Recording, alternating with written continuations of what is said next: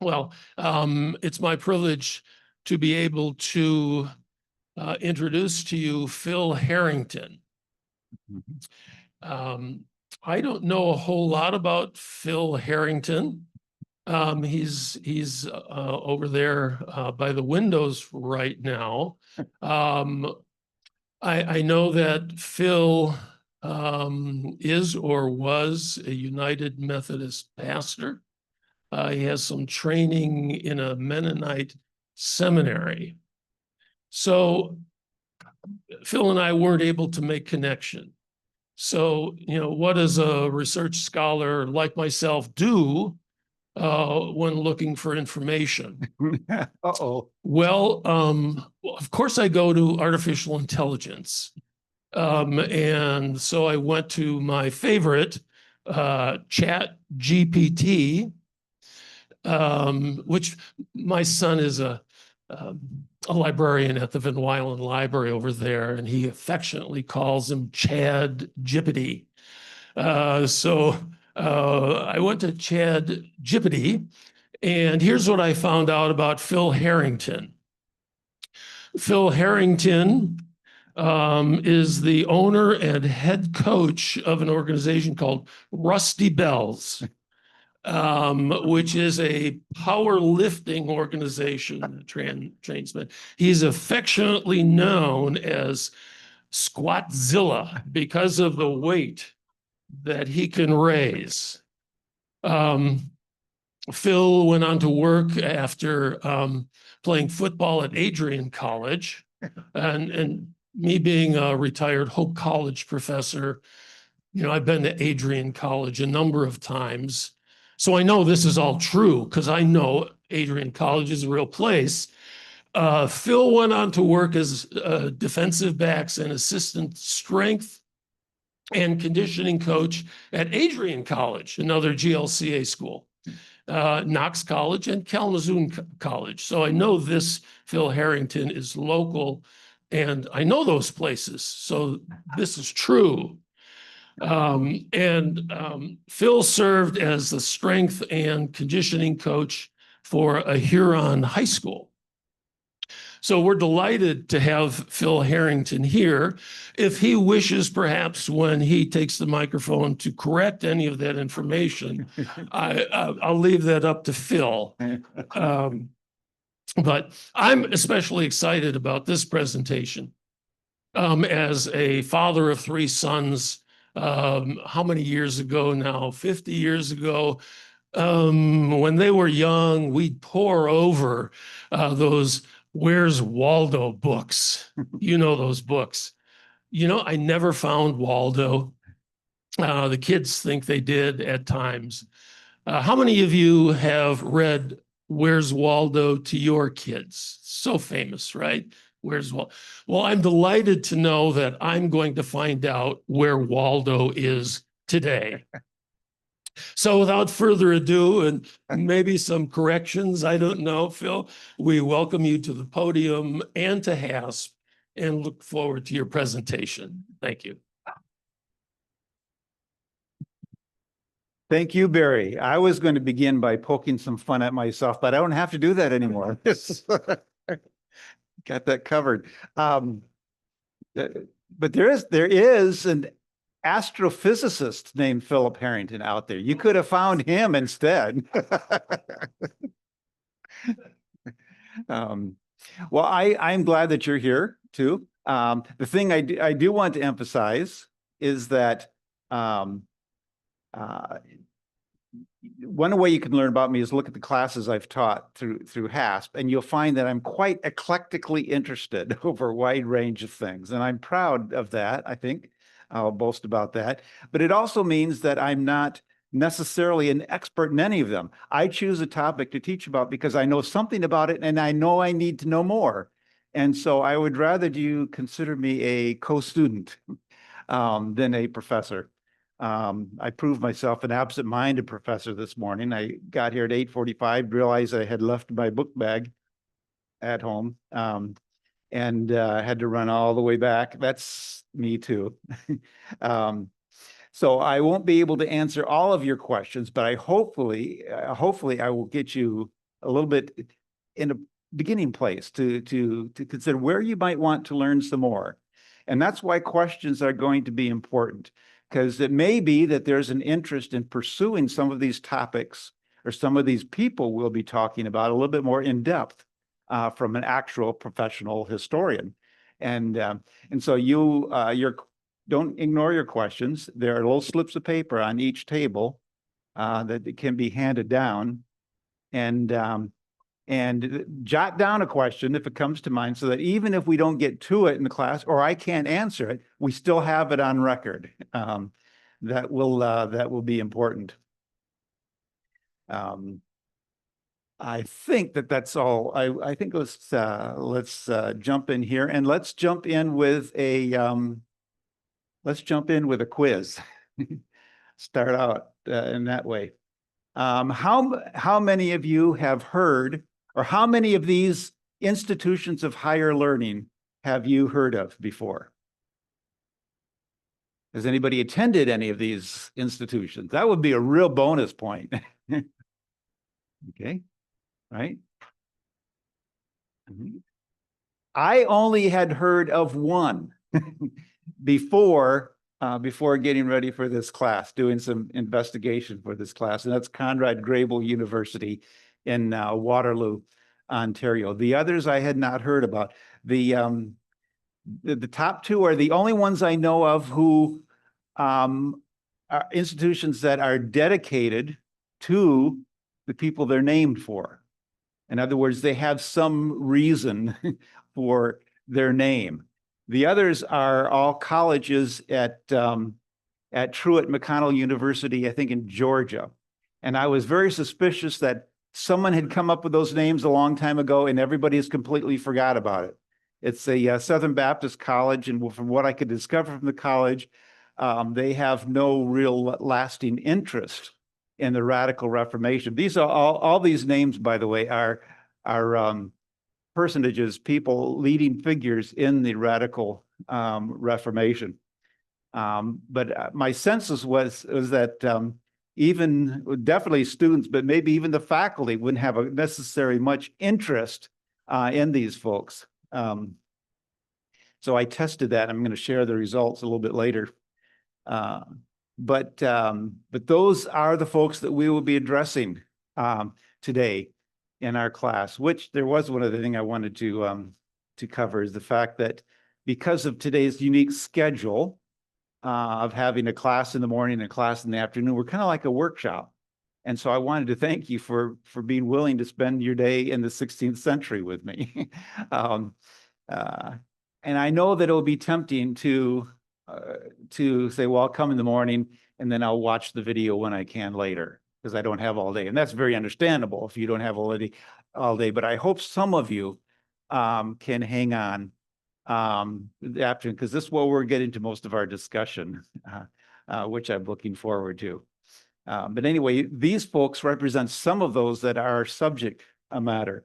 The reason that you probably, even though they're very important figures in the Radical Reformation, the reason you probably hadn't heard of any of these folks is because most of them were killed by other people involved in the Reformation, burned at the stake or some other ways put to death.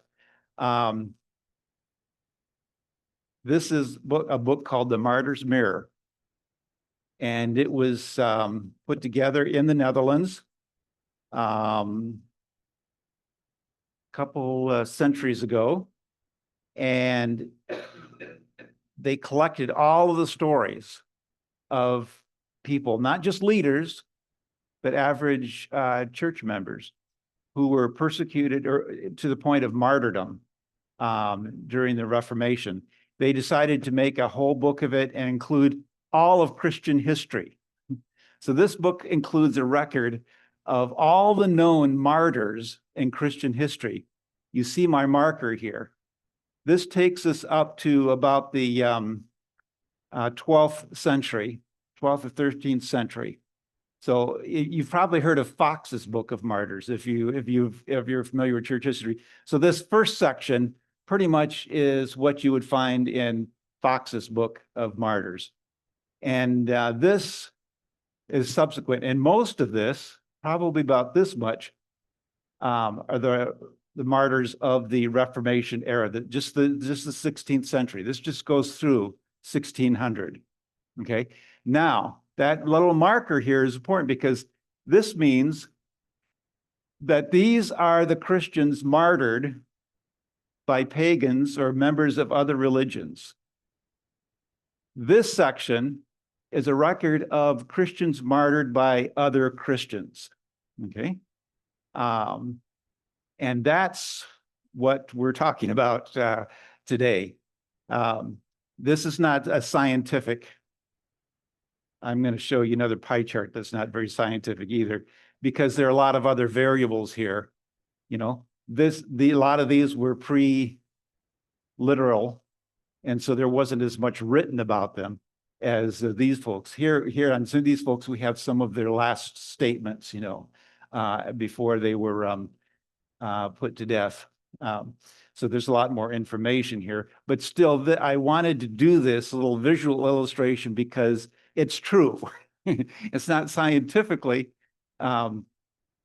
representative, but it is true that historians will tell you that the greatest period of Christian martyrdom was the Reformation. So it is true that most Christians who were martyred by other Christians, and we'll get into a little bit why that is and why that happened. I wanted to make a couple points about our title here, the Radical Reformation. What is reform? The Reformation is a particular period in church history, but it's important to recognize that reform has taken place within the Christian faith since the very beginning. It's always been in a process of reform. What makes the 16th century unique is that people started reforming by breaking away and leaving the established church and creating other forms of the Christian church. But there have been a number of reformers worth our attention right from the beginning. Also, then we ought to ask, what is radical? What do we mean by radical? Is radical progressive or conservative? At one time, you see a lot of church historians referring to this period as the left wing, or this phenomenon that we'll be talking about as the left wing of the Reformation. But that has fallen out of disfavor. I think probably good. We know that radical does not just mean off to one end. We know, we've been reminded that the right can get rather radical too. And so what people generally refer to as radical is something that is extreme, something that is taken to a greater extreme. And I would like to remind us of the meaning of the word radical. It's rooted. It has to do with roots. Radish is a root. And so the radical reformers, in a sense, were trying to get closer to the roots of the Christian faith. But there's also the question of why study it now. I think we need to address that before we plunge in. Why are we studying the Radical Reformation, particularly in our day and age? It's quite a ways back there. I want to suggest some reasons. For one, we look at it in order to address a wrong. Last half of the last century, we witnessed in the world of church history a major change. And the Radical Reformation went from being ignored or even misrepresented, definitely misunderstood, it went to becoming the hot ticket in church history.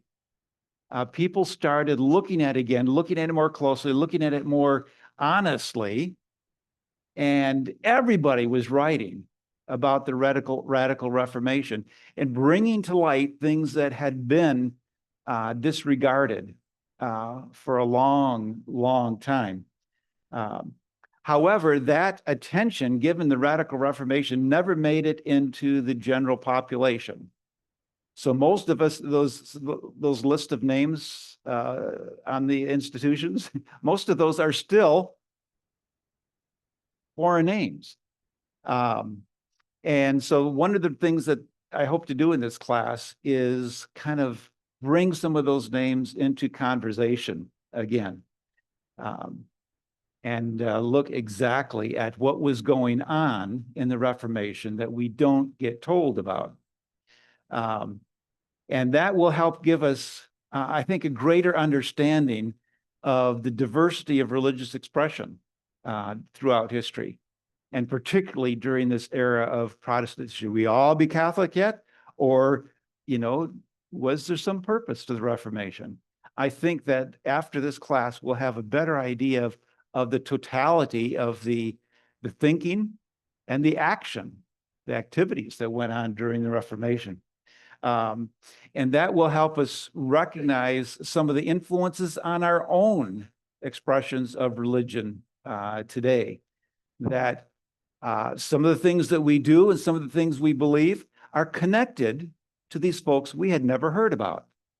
And we get to see a little bit of the pattern of history and theology. And then I'm hoping that we can better at the end of the class assess the role of religion in our culture, not only in history, but in our culture today. So I am hoping that if we don't have any atheists in our listening audience or in our classroom today, at least we have some good skeptic minds, because I think that perspective on this bit of church history will be important. If you come with a feeling that maybe all religion is for the birds and we need to get past it, I have to say you might end up with a little bit more ammunition today rather than anything in the other direction. I'm not going to win you over too much, probably. At least what we don't have to do, thank goodness, we don't have to weigh and evaluate the merit of different theological opinions. I don't have to convince you that anybody was right and anybody was wrong. Or you don't have to decide where you fit in on all of this. Hopefully it will be of interest to all of you, all of you, your academic side as well as your religious side. But there are certain issues we don't have to worry about today, and that's arguing about, was Calvin right or was Zwingli right? Or were the Anabaptists right? Why did I use that term? Let's get there. We'll get there. Here's my pie chart that also is subjective on my part. But the section on your left is the known Reformation. You've heard of Luther and maybe even his cohort Melanchthon. Calvin. If you live in this neck of Michigan, Calvin. You might know less about Zwingli, but also considered part of the Reformed movement. But I identified with Zurich. He came out of Zurich, whereas Calvin is identified with Geneva, both Switzerland, but on different ends. And you've heard about Wittenberg. Well, that's another thing. I thought I would go to get some practice in German pronunciation before this class, and I didn't. I didn't sit down with a German scholar to help me with all the names and places like that. So I'm going to be hit or miss. Don't hold me to it. If you want to correct me, you can. But I'm deciding not to worry about it. I mean, if our number one male tennis player today can survive sitting through all those interviews and all those TV casts with everybody mispronouncing his name and still smile, then I suppose I can get away with butchering some names today. But that's the known Reformation, and all these other folks are representatives of the Radical Reformation. And it might be wrong. I'm suggesting an imbalance here. It might be wrong to say that they had more influence than Luther, Calvin, and Zwingli. But you know those little devices where the doctors can scan your body and find where problem areas, it lights up or it registers heat or something like that. If we took one of those to the 16th century, we would find that there was a lot more going on. There were a lot more hot spots than what our history books have told us so far. That there was a lot going on and significant stuff, things that have caused historians to go, wow, how could we have neglected this before? So this is the kind of the wrong that we are righting. The churches that came out of the Radical Reformation have also been given some other labels by historians that you may have heard of. One is the Free Church, and the other is the Believers' Church. Now, the Free Church, unlike I thought as a kid, was a church where they didn't take offerings or that you didn't have to buy a pew. The Free Church generally refers to churches that have a congregational polity. The congregation decides how they're going to be organized rather than some other body prescribing that for them. Sometimes it refers to churches that have a non-prescribed liturgy, that you don't follow the Mass or any other particular order that comes handed down to you from tradition or a higher body. And sometimes it refers to churches that are non-creedal. In other words, they don't have creeds that they say every Sunday and that they stick to, requiring all their members to hold to. And sometimes it just refers to churches not affiliated with a state government. However, using this term is a little bit problematic, and because some churches fit this that are called free churches and some don't, so it's a little bit loosey-goosey. It's not a very definitive way of identifying what came out of the Radical Reformation. There are also even some bodies of Christians who kind of fit some of these descriptions before the Radical Reformation. So we are not going to use that term. The Believers' Church is a little bit closer, I think, to representing the Radical Reformation, but still, again, is flexible as we see it expressed today. It's generally referring to churches that have either a voluntary membership, in other words, adult profession baptism, rather than automatic membership through baptism as an infant. Separation from the state and the world. In other words, the church is seen as kind of apart from the rest of culture, the rest of the world. We'll talk a little bit about more of that when we get into our understanding of the leaders of the Radical Reformation. High expectation and accountability for conduct, either requiring of its members a certain amount of positive behavior in the world, doing good, and an expectation that members stay away from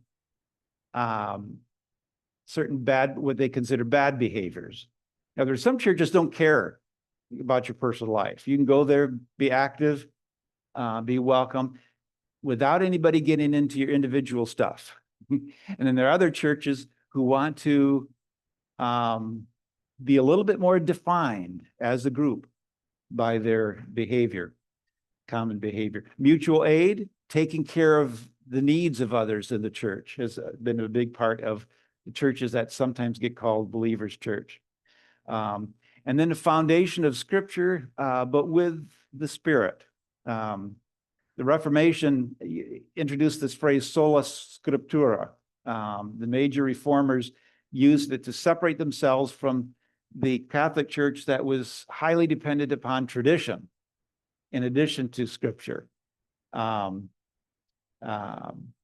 the believers' church, and to a large extent, the leaders of the Radical Reformation believed not in sola scriptura, and not in the heavy role of tradition, but in Scripture depended upon the Spirit leading the local people to discover what the meaning was, taking it out of the hands of theologians or institutions. Anyway, you notice that I did not include in the title that I'm using the word Protestant. That got added at the curriculum committee level, and I decided to leave it because I could see their reasoning, that it would help people understand what this was about. But I leave it off because a lot of historians want to see the Radical Reformation as something apart from the main Protestant movement. The distinctiveness was such that they think it's wrong just to consider these folks as other Protestant reformers. And there are a lot of descendants of the Radical Reformation, the churches that use this period of history as their foundation. They see their roots in it. They choose to not consider themselves Protestant. I think it still exists, a website called the Third Way Cafe, and that was created by some Mennonites who wanted to start talking about their identity and their heritage in a public forum. And they call it Third Way Cafe because they want to promote the idea that there is an alternative to the Catholics and the well-known mainstream Protestants. So that's why I'm not using it here, even though it's fine. Now, their contemporaries called these folks Anabaptists, because the word Anabaptist, don't confuse it with anti-Baptists. Anabaptist means rebaptizers, because they started the practice of rebaptizing people who were only baptized as an infant, because they believed that baptism was a statement of belief, of personal belief, and that was important.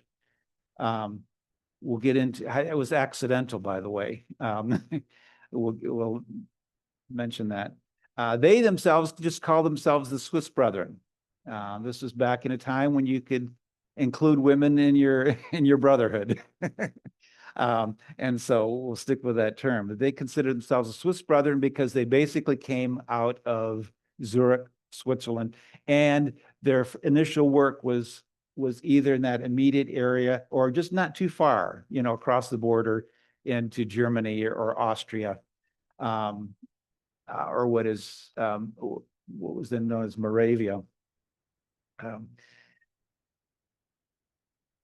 So that's how we'll refer to them, either as Anabaptist or Swiss Brethren. Anabaptist was considered kind of a derogatory term, because that was a major no-no to rebaptize. It was not considered a kosher thing to do. And so they meant to degrade them by calling them Anabaptists, but the name stuck and still is present, used and accepted by Anabaptists today. Two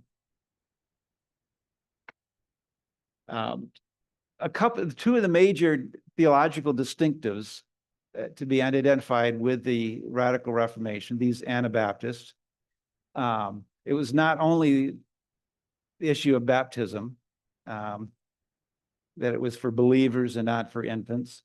but they were reinterpreting the Mass and stuff and the nature of communion. They saw it not as another sacrifice, but as a symbol, a symbolic act, a remembrance. They did use the term remembrance in it, but they were steering away from this idea that we're supposed to think of the wine as the actual blood and the bread as the actual flesh. But even the baptism issue it became a major issue because of the reaction to it. They did not intend to have baptism as the hallmark of their movement. And I think it's important to see as key to understanding the Radical Reformation that they were seeking a complete break with the state. And that we can't understand any of the theological issues unless we see this as the center point. This is the key distinguishing factor. Because Luther did not believe with breaking away from the state. He broke away from Rome, but he proceeded only and intentionally only with the political support of particular princes. Germany at that time was kind of loose. And there were feudal lords who had a lot of power in Germany called princes. And Luther only proceeded with the support of these princes. They backed up his Reformation and his Reformation activity. He needed their protection as well. And Calvin had the City Council of Geneva as his political wing, his support group. And Zwingli in Zurich, when we get to him, we'll see how he was also tied to the city council.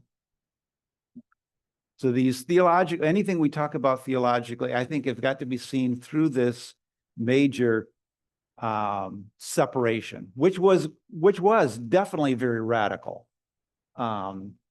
It was unheard of. It may not seem shocking to us that the church and the state should be separate. But in that day, it was. It explains a lot of why these folks were being persecuted.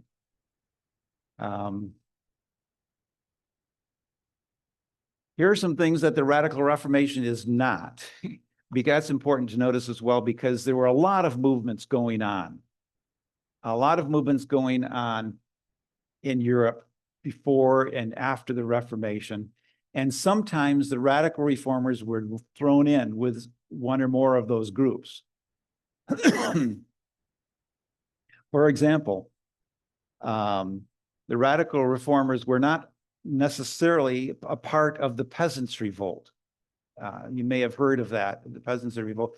Poor folks, farmers, and others found themselves in a bad economic situation, and they started doing something about it in the 16th century, picking up arms and trying to find some relief from their situation.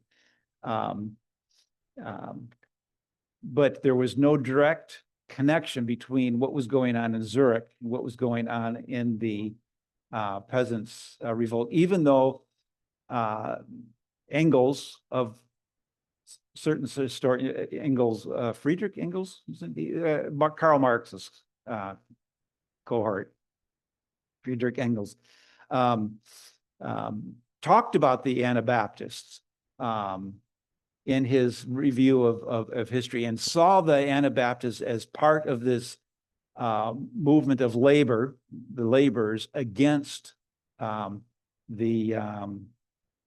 the manufacturers or the upper classes. He saw it as part of the class struggle.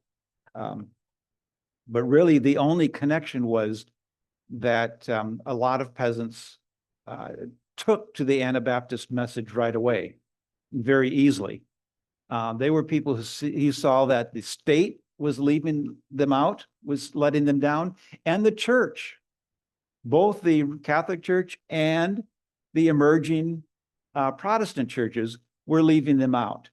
So when they came across people who were saying, who were trying to break away from the established church and the government, it was kind of attractive to them. So a lot of the people who got caught up in the peasants' revolt and other issues found the Anabaptist rather appealing. There was also an anti-Trinitarian movement going on. The foundations of Unitarianism, but there again was no direct link. They talked with each other eventually, but there was no direct link between the anti-Trinitarian figures and writers with the Radical Reformation. And then spiritualism was also big. But this was a kind of movement that sprang from Catholic mysticism. The Catholic mystics like Thomas Kempis and a lot of others. And so the spiritualists were involved in kind of in a way breaking away from both reliance on tradition and reliance on scripture, but direct revelation from God. And then one person in particular has been connected to the Radical Reformation and to the goings on in Zurich. And his name was Thomas Munster. And he would probably put himself in the spiritualist movement as one of them. He was very high on this direct revelation from God stuff. But he was also directly involved with the Peasants' Revolt. And he created an army. He was not only a mystic, but he was also an he believed in the apocalypse. Apocalyptical. He was an apocalyptical mystic. And so he believed that he could influence the return of Jesus. And by creating an army, he set out to create some havoc, take over a town, a city, and this is in Germany. He considered himself a Lutheran. He was not identified with what was going on in Zurich at all, but he got lumped together. I think it's possible even that Luther lumped the Anabaptists together with Munster, but because Munster became a kind of a laughing stock, he was feared. Munster was feared. How could someone create an army and start killing us, wiping out people? And so it helped Luther disparage the Anabaptists, whom he generally referred. He didn't call them Anabaptists or Swiss Brethren. He called them Schwarmer, which I think means fanatic. Good translation would be fanatic. And it helped him to identify the Anabaptist with Munster. And so there is that link that was made, which is inaccurate. So let's get a timeline going here. It might help us keep track, but a lot of this happened very quickly, and I found I couldn't bunch it all together closely. But 1517 was the date of Martin Luther's theses. You'll find a timeline on the back of your sheet there that I handed out, basically as a way for you to keep notes, to help making keep notes easier.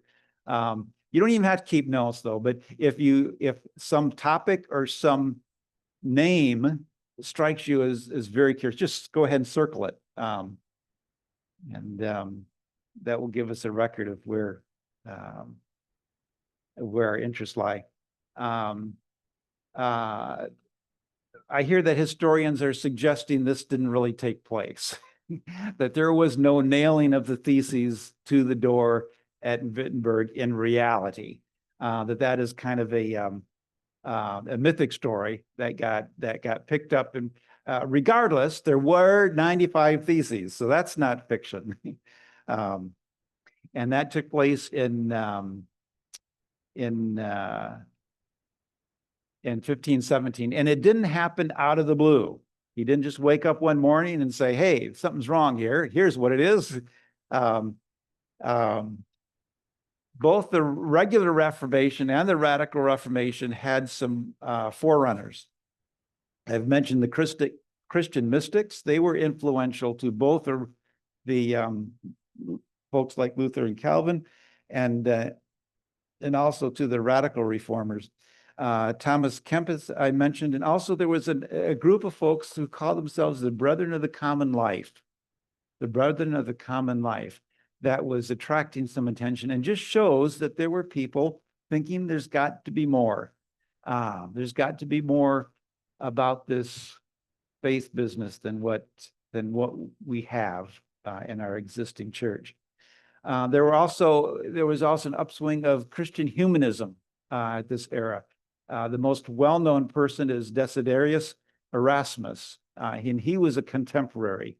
And the number of the radical reformers hung out with him for a while and read his stuff. So whereas Luther was heavily doctrinal, talking about grace and stuff like that, Erasmus was more interested in looking at how do we be better humans, how can we improve our ethics by looking at the life of Christ and trying to let Christ's example influence us. And then, as I promised Barry, we would get into Peter Waldo, although you all often see his name as Valdes. You know that the V and the W are kind of interchangeable in German. And Peter Waldo is an extreme forerunner, because look at his date, 1176. This is 12th century. But Peter Waldo was experiencing great despair and not feeling like he was getting anything from his faith. Not finding any life there. He was despondent. I got to do something. He started asking different monks, and things like that. What can I do? Is this normal for me to feel so empty, to go to church and still feel so empty? And he got directed to Matthew 19:21, one of the accounts of Jesus telling a young rich man to sell all of his possessions, give it to the poor, and follow me. And so he did that. Peter Waldo did that. Literally, he did that. He took care of his family, made sure that they were set up, okay, but then gave away everything else and left family and all of his goods and just started wandering. There's more than in his story that we have time to go through. I find him extremely interesting. He gained a lot of followers. That's the really significant thing, and why I mentioned now. There were people who just said yes, and started doing the same thing and following him. It led to a movement. There still exist churches that call themselves Waldensian today, based on that movement. They still survive, even some in this country. I think their largest existing body of believers is in Italy. But there are some in this country, and I forget exactly where, but you will find them. But I also want to underline that there was an environment that was just right for the things that went on in the 16th century. There was a popular discontent, an undercurrent of desire for more authentic religion. I don't think we can understand what happened. It wasn't just a matter of certain individuals saying, "Hey, let's do something different. I want a name for myself. I want a church named after me." I don't think anyone ever really did that, although I could be mistaken. But it was more of the fact that people were discontent. They did not think their faith was very authentic. And so they were willing to listen to people, even with some rather radical messages. The radical reformers themselves are responsible to, they came on the scene through a man by the name of Ulrich Zwingli, and you'll see his name sometimes beginning with an H. Names were that way at one time. They didn't have universal spellings. But Zwingli was a very popular minister outside of Zurich. He had a knack for preaching. People liked to go and listen to him. And so he is very popular, and he got pegged for being elevated to the priesthood he became priest of the largest church in Zurich, called the Zurich Minster.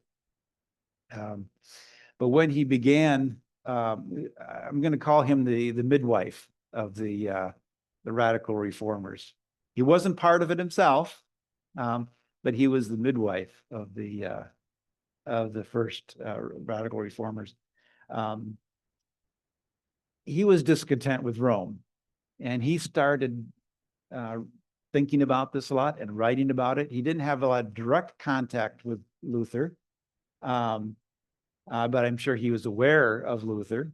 But he was pretty much on his own, as he wanted to set forward some things in his own mind and to preach accordingly. And so he started doing things like talking about communion in a different way, and to preach in a different way. Rather than using the set scriptures for the day, he started a systematic, in-depth looking at all of the scripture, walking through scripture with his congregation there in Zurich, and even questioning baptism, the role of baptism. And enough so that Rome got worried, and they sent word, straighten up and get back with the program, but he chose instead to resign his priesthood. And that took place in 1522. Now, because he was so popular, the Zurich City Council says, hey, be our priest anyway. We will forget Rome. So the Zurich City Council broke away, it shows at that same time, and said, we're with you. And so Zwingli had his political backing. Let's get that on the timeline. 1522, 5 years after Luther's theses, Zwingli breaks from Rome. Two of Zwingli's top students were Conrad Grebel and Felix Manz. Kind of different folks. Conrad, in fact, actually was known as his first disciple, the first disciple of Zwingli. He was from the upper class, and so he had access to the world of education, and he started studying in different places, and active in college. But he was kind of aimless, didn't know what he wanted to do with his life, couldn't find some place to settle down, was unsettled until he met Zwingli. And Zwingli answered all of his questions. He knew what he was to be about. He was to be a part of this change, this rethinking of the Christian faith, and it's where institutionalism had gotten him, gotten the church, and so he became an avid student of Zwingli. Very young, still in his early 20s at this time, and another student was Felix Manz, who was the son of one of the local priests. So you can see that Felix might have had already, by his birthright, he had some sort of unusual status, and was also joining Zwingli because this idea of breaking away from Rome, doing something in a different direction, was attractive to him. Both Conrad Grebel and Felix Mons, however, among Zwingli's students, felt that Zwingli was caving in, that he was not fulfilling his ideas. He was toning them down for the sake of appeasing the Zurich City Council. Because even though the Zurich City Council was happy to break from Rome, they did not want to stray very far. They were a little bit timid. So the council was setting limits on Zwingli. And folks like Grebel and Mons were arguing, saying, you can't do this. You're letting us down. Here are the students saying to their teacher that there's a problem here. They wanted to follow him, but he's no longer leading. He's caving in to the city council. And we won't get into all of it, but there's always, in our mind, we should always be thinking, okay, why does Zwingli do this? And he probably had some very good, solid reasons. He felt that any movement that did not have political backing was going to fail. And it would be worse to fail than to be truly consistent with your ideas and follow them through. Because if the Catholic Church just takes over and shuts everybody, all these reformers down, where does that get us? Of course, Erasmus would have had an answer to that too, but we will leave him be for the moment. Conrad and Felix were not content to go that direction, so they kept arguing and created a little bit of problems for Zwingli in town. They weren't the only ones. There were other priests who started joining in that group of dissenters from Zwingli, priests who were excited by that notion of the Reformation. And one of those, just one of them, was a guy by the name of George Blaurock. His name was actually Kajacob, something like that, started with a C, Kajacob. But he decided he liked his nickname better. I think he decided that was, at least people in the history books are happy to call him Blaurock, which means blue coat, and he had a blue coat. People referred to, they didn't know who he was, but he was starting to speak up, and so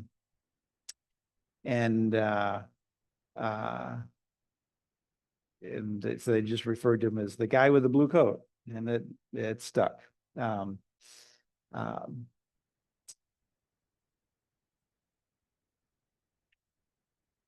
They started preaching. People started listening. The movement was catching on.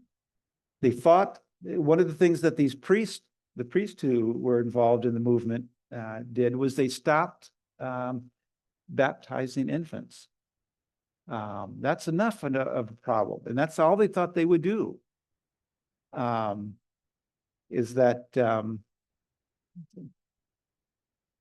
thought all that they would do is just stop baptizing infants and see what happens. But they were in a meeting, they were having a gathering in the town of Zollikon, just right there outside of Zurich. It included Conrad and Felix and Blaurock and some others.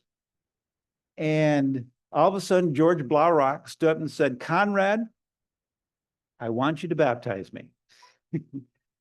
Come into this conviction that his baptism as an infant was for the sake of the state, and was nothing he had anything to do with. He wanted to be rebaptized. It wasn't planned. It was just a spur of the moment thing. And so he knelt down, Conrad baptized him. Then he and George Blaurock started baptizing all the others. And history got changed by this radical act.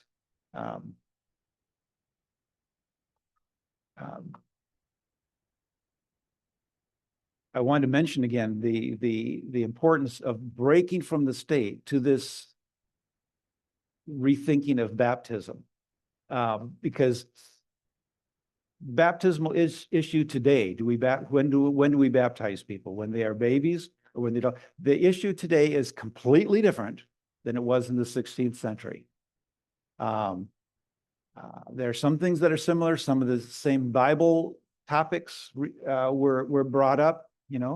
Where is the mention of babies being baptized in the New Testament? Well, whole households were being baptized and things like that. Those discussions did take place.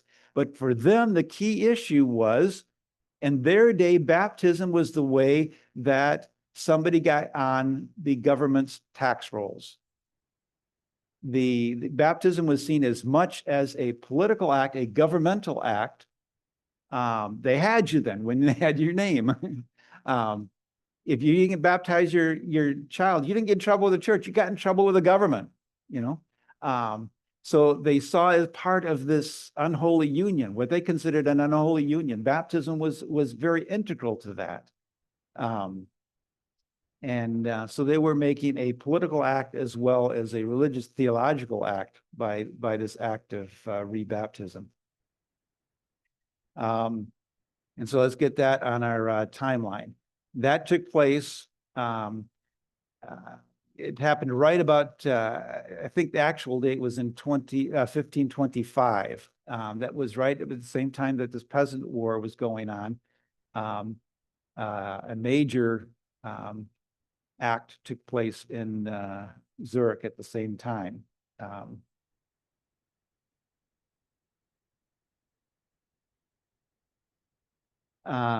Back to our three that we've mentioned so far. Conrad was definitely the leader of them, even though he was probably the youngest. He was definitely leader of the group. They found that most of their success was happening outside of the city. And some of that was probably because of the politics, just getting away a little bit more further away from the power of the Zurich City Council.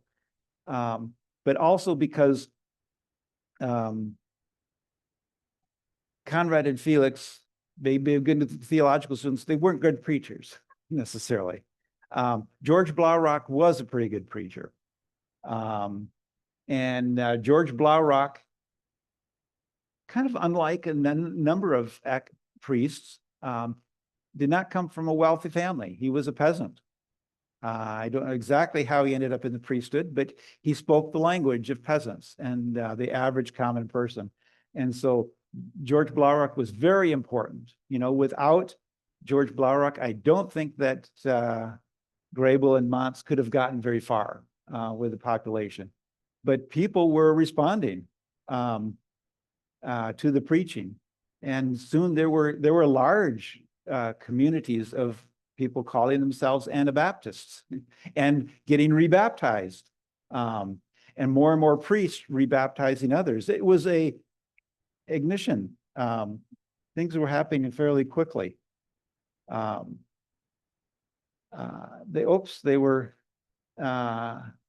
I mention Conrad's death, I should mention the fact that they all got arrested before too long in prison. And apparently one of the prison guards left a window open, maybe intentionally, and left there was a drawbridge kind of thing to the prison. They left that down and the three of them escaped. And so they resumed their activities and their preaching, but had to do a lot more clandestinely. Conrad Grebel, even though he was only in his 20s, died in 1526. It's just a year later, of the plague. And people speculate that it was his living undercover and all the stress of being arrested, having to avoid arrest that contributed to his susceptibility. But he died in 1526. Felix Wens was rearrested. And in January of 1527, they tied a rock around his neck and his feet. I think they had used several rocks that tied him up and weighted him down and threw him in the Limmat River there in Zurich. They thought that was a fitting place for someone who liked so much about baptism that he'd be baptized again. They were going to baptize him a third time. So Felix Wens became the first martyr. in the cause. George Blaurock was able to escape. Yes. Mm-hmm. We have 5 minutes before question time. Okay. George Blaurock was able to escape because he was not a resident. He didn't have citizenship in Zurich. And so they were a little bit more timid about, they would release him and say, okay, just behave yourself now, or we'll arrest you again. So he'd get away. A little bit more easily than the others could. But he didn't scare. He didn't stop preaching. And he was eventually caught in Austria, where Catholics were in charge. And he was burned at the stake in 1529. So that I've got the first martyrdom down there, and also the Diet of Speyer was an edict from the Catholic Church that said you don't have any choice to decide what to do with these Anabaptists. You are required to put them to death. That came out of the Catholic Church, but Luther personally affirmed that and said that goes for you Lutherans too. We will go by that. Here is Luther agreeing with Rome. We will go by that. And if you catch an Anabaptist, they are to be put to death. Because the death became mandatory then, they said they would kill Anabaptists even if they recanted. But if you recant, we'll choose a less torturous form of death. So there was a incentive for recanting. And if it was a Catholic who was put you to death, they say, you'll get out of, we'll come to that later. In the next session, when we get into some of the stories, actual stories in here, you'll see how that reoccurs as a tactic in the interrogation and torture of the Anabaptists.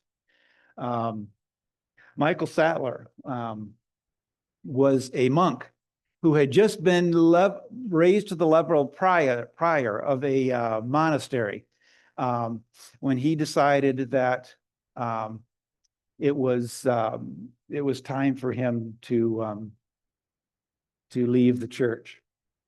And he fell in with the Anabaptists, liked what they were saying, got involved. He went to Strasbourg and hung out for a while in Strasbourg. Strasbourg was a city that was known for being more lenient, was not killing people necessarily. If they had an Anabaptist that they didn't like or some other personage they didn't like, they would run them out of town rather than kill them. So Michael Sattler hung out there. There was another reformer there by the name of Bucer. And also Capito was another one, and particularly Capito liked Michael Sattler, but they got along, but they argued theology a lot, and Michael Sattler tried to present the Anabaptist or the Radical Reformation cause, but eventually found it too uncomfortable, and he recognized that the movement back in Switzerland needed, in the environs of Switzerland, needed some more cohesiveness. They needed some more support. And so he worked in that area, started conversations of there were people on the fringes of the movement who didn't necessarily believe the same things. So they got together, and using this principle of direct revelation through the Spirit, let's take scriptures ourselves and let's look at them, and let's invite the Spirit to show us what we should believe about these scriptures. And they came up with a statement that got known as the Schletham Confession. They had a different title for it. It's just something like the Brotherly Union, I think is what they called it. But it was just a group of Christians that said they got together. This is what we believe. And they came up with 7 articles of faith, some things that they wanted to put down and print, saying this is what we believe, as a way of encouraging cohesiveness within the group. So we went from 95 theses of Luther. Calvin had, was it 117 articles of faith in his major document, and the Swiss Brethren have 7. But they very consciously did not worry about the stuff that they agreed with the other reformers, you know, with Luther and Calvin, Zwingli. They didn't, they did not concentrate on those things they held in common. They concentrated on 7 things that they felt were distinctive about their movement. The issue of baptism, of course, was on there. And I see that this got messed up in translation here. Baptism, and the second one then was the ban. This was what eventually in some Anabaptist groups led to shunning, but it was a way of restoring somebody to fellowship. It wasn't a way of punishing somebody for doing something wrong or or no longer believing, but as a way, by taking them outside of their fellowship, putting them outside their fellowship, their goal was to restore them to fellowship. Then communion as a remembrance rather than as a sacrifice. They talked about leadership should be through a pastor, and that pastor should use principles of the Apostle Paul.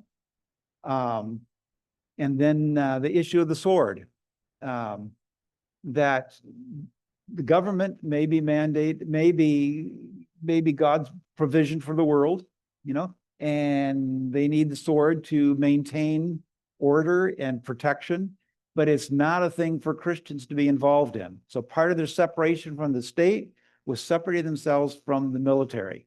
They felt that very strongly. Killing is something we have left behind. It's not for followers of Christ. And then another issue that has to do with their relationship to the state was the matter of taking oaths.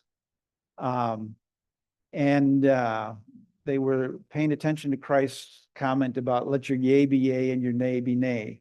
It may sound trivial to us, but again, in that day, oath taking was a very important part of solidifying your relationship to the government, to the state. It's how you made sure the government knew that you were a loyal citizen. And I'm going to try to see where I am here. Let me get through Balthasar Hubmaier first. He kind of brings us to a little pausing place here, but he kind of rounds out this group of people we've been looking at, because Balthasar Hubmaier may not have been strictly Anabaptist in all of his thinking. Like, he may not have as strongly upheld the whole of the Schleitheim or Schleitheim convention, but he was a prolific writer. He was dedicated, and he was active, and he wrote a lot of pamphlets. And that day you didn't write books, you wrote pamphlets. And so a lot of the Reformation messages, that's how ideas got passed around and argued about, was through pamphlets. And Balthasar Hubmaier fulfilled that role. Michael Sattler was burned at the stake in 1527. So again, fairly early. I think it was 3 days later, for good measure, they threw his wife in the river with a rock around her neck. Then Balthasar Hubmaier, she was actually, there was a whole bunch of people arrested and killed at the same time with Sattler. These were individual martyrdoms, but in my presentation, but they were part of a whole lot of other killing that was going on. Balthasar Hubmaier lasted until March of 1528, and at what time he was burned at the stake. And yes, a few days later, they also threw his wife in the river as well, thinking as they might as well take care of all of them. because their wives would not part from their husbands and their theology. Okay, so we got those on the timeline.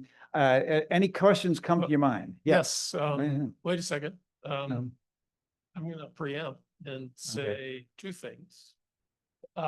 First, the Reformed tradition is cradled and holds the three creeds, Mhm. canons of Dort, the Heidelberg Catechism, and the Belgic Confession. Mhm. The Belgic Confession has this wonderful line: "We detest the accursed Anabaptists." Oh, So I thought I'd remind us all of that.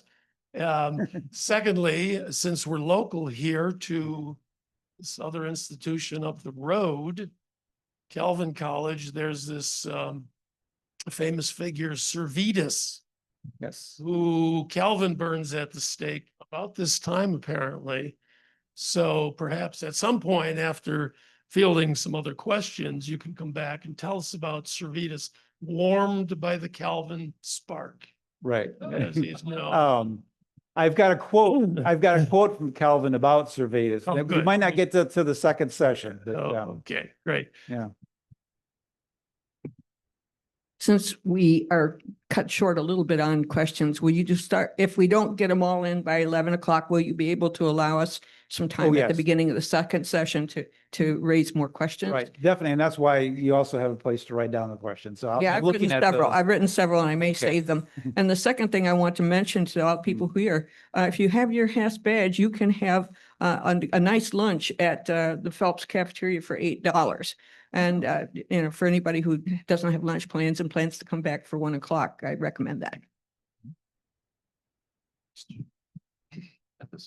So who's throwing these people in the river and who's burning them? Is it the, and does the whole Zurich City Council get thrown in the river and burned as well? I mean, are the Catholics throwing these people in the river and burning them, or are the people in the Zurich City Council who said, we said a little bit's good, but this is too much? Right. It depends on where you're caught and who's arresting you. If you're in Zurich or within their jurisdiction, I don't know how far their jurisdiction went. Then it was the Zurich Council who's had, magistrates, officers, who would do that. The religious leaders themselves were there to sanction what was going on, and they did. All three major leaders, Luther, Calvin, and Zwingli, did sanction what was going on, but they didn't participate themselves. And I'm not sure that sometimes it was other church members, but it was, if you were caught in an area that was controlled by the Catholic Church, it was the Catholics who were in charge of your death. If you were caught in a part of Germany where Luther had jurisdiction, then it was the Lutherans. And so it depended on where you were caught. And the boundaries were all kind of, at that time, still kind of separate. It wasn't just one whole, there was not one ruler of that part of Europe that controlled everything. It was independent. Yeah. And the Zurich City Council was not, Rome just said, well, okay. Right. Rome could not take any action against the Zurich City Council. Just like I don't know what they did with the German princes, but I don't think that they had any sense of, well, we can just get rid of these guys. I think it was taken a given that they had political opposition, that they were not able to. That's where you're going to take a Reformation scholar to answer that question better about Rome's response to the other political entities. So the countryside Catholic followers were more hostile to these people than Rome was. By inference, if the city council of Zurich didn't get thrown in the river. Right. It was Rome behind the local Catholics too. So that question does not quite, don't dare to give a yes or no to that question. Thank you. Any other questions?